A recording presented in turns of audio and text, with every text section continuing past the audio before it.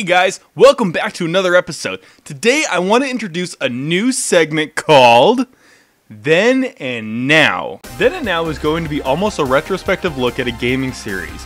We will start at the beginning of the series and then we will go to the recent game to compare how far the series has come. I will do my best to address every game leading up in the series. I will, however, avoid the specific reports and focus on the original releases to keep the video flowing, keeping in tune with my rule of only reviewing what I own.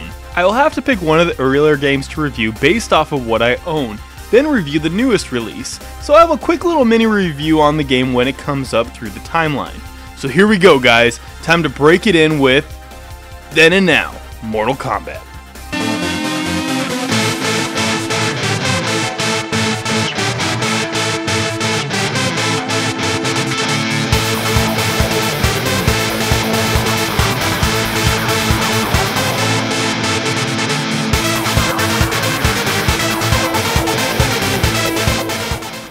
Mortal Kombat is easily one of, if not the most influential game in gaming history.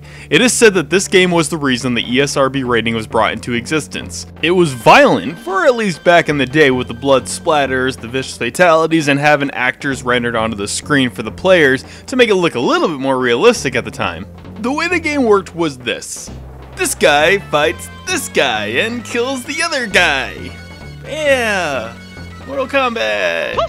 I have been a big fan of Mortal Kombat series since the beginning. Unfortunately, my collection doesn't really prove otherwise, but you know, I like it. Mortal Kombat has always been fun for me. Mortal Kombat was originally released for the arcades in 1992, and it was ported to damn near every system. It debuted Johnny Cage, Liu Kang, Shang Tsung, Sonya Blade, Kano, Raiden, Sub-Zero, Scorpion, Reptile, and Goro. 1993, Mortal Kombat 2 was released in the same respects as the first game, with Baraka, Shao Kahn, Jax Briggs, Kitana, Kung Lao, Kintaro, Jade, Noob Saibot, Smoke, and Mileena added to the roster.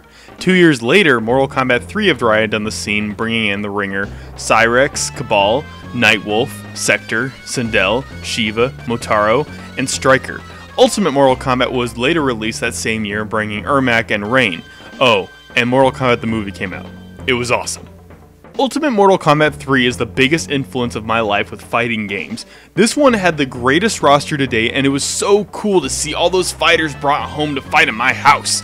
Easily, my favorite feature is the new 8-player tournament mode. Much like the feature in Soul Calibur, I enjoy picking through a series of fighters and just working your way through the opponent's forces. I easily recommend if you get a chance to pick up Ultimate Mortal Kombat 3 if you're gonna grab any of the retro versions. 1996 Mortal Kombat Trilogy, an expansion off of the Ultimate Mortal Kombat 3. It featured more elements from the last two games, along with bringing Chameleon and Chameleon, a male and female shape changer that swaps between the male ninjas and likewise the female ninjas. 97 Mortal Kombat 4 was introduced into the 3D realm of fighters, along with Fujin, Jarek, Kai, Meat, Quan Chi, Reiko, Chinook, and Tanya adding their weight onto the fight roster. This year also brought us Mortal Kombat Mythology Sub-Zero, a side game featuring the one and only Sub-Zero. It's a side-scrolling adventure mixed with fight-style Mortal Kombat. It was neat and I definitely appreciated it as a kid, but it didn't go over very well, evidently labeled as one of the worst Mortal Kombat games. Oh, and Mortal Kombat Annihilation came out. It was okay. 1999, we only saw Mortal Kombat Gold, basically an updated version of Mortal Kombat 4 released for the Dreamcast. No new characters were introduced. In the year 2000, Mortal Kombat Special Forces, another attempt of a Mortal Kombat adventure game, this time starring Jax. Much like Mythologies, it didn't do very well. 2002, Mortal Kombat Deadly Alliance continued the story. Now we have Boraicho, Lei Mi, Nitara, Frost, Movado, Suhayo, Dramin, Kenshi, Moloch, Mokop, and Blaze. This was the point in the series that it really felt like Mortal Kombat wanted people to pay attention to the storyline, as this game was followed up 2 years later with Mortal Kombat Deception. Now we have Ashura, Darius, Hotaru, Dairu, Havoc, Kira, Cobra, Shujinko, and Onaga. This game brings a mix of adventure mode where you play as Shujinko throughout his life. I really enjoyed this aspect of the game. I felt like it really just kind of brought you into the realm of Mortal Kombat, living it through this character. In the year 2005, the first successful adventure Mortal Kombat game has arrived, Mortal Kombat Shaolin Monks. It stars Liu Kang and Kung Lao. You either control both characters from single player or two-player co-op. 2006, we see the granddaddy of them all.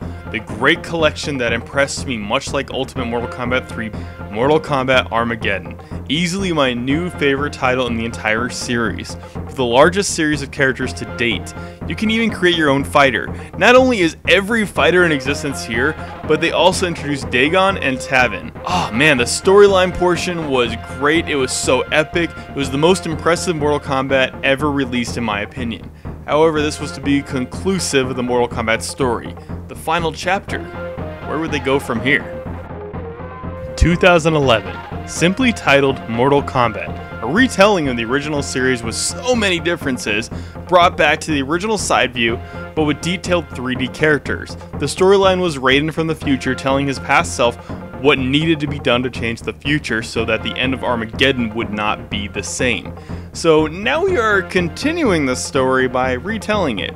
The storyline, oddly enough, feels very inspired from the movie from 1997, which is based loosely off the original game from 95 by putting the tournament into the coherent film. What a twist! This game was known for introducing the X-ray special effects into the combat. Scarlet was also the only new fighter to this game. However, two guest characters, Freddy Krueger and Kratos, were also brought in. This game feels fresh, but also very much a love letter to the original trilogy. I definitely enjoyed this game. And as an honorable mention, yes, Mortal Kombat vs. DC was a game that was also released. I don't consider it canon, and neither do the creators. It was just a fun side game that they made. I enjoyed it. It was cool to play as my two favorite characters, Scorpion and Batman, from two different universes. But just letting you guys know that's the only reason I did not include it in the timeline. Now, with Mortal Kombat X right around the corner, what can we expect from the series from here out?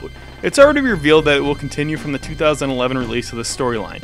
Several new characters are already announced. The fighting system will apparently break each character into 3 different fight styles. I don't know about you, but I'm excited to play Mortal Kombat X and see where they go with the series. So what changed with Mortal Kombat throughout the years? Well, obviously a lot cosmetically, but this series has stayed true to its roots in my opinion, and the fans will always look forward to whatever NetherRealm Studios brings us next. Looking forward to it. I hope you all enjoyed the then and now of Mortal Kombat.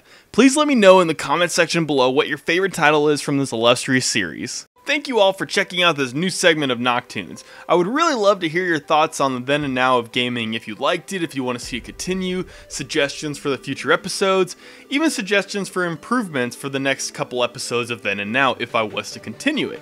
Whatever it is, please comment below. I want to hear your thoughts. Don't forget to like, comment, and subscribe if you liked what you saw. Share with your family and friends via any social network, follow me personally on Twitter, or like us on Facebook for all the updates. Finally, Patreon is still looking for donators to help support the show. Like I said, you can donate $1 a month and I will sing your praises in the next episode. Click here for the last episode of Duke Nukem Forever, or click here for our top 5 underappreciated games. See y'all next time. Thanks!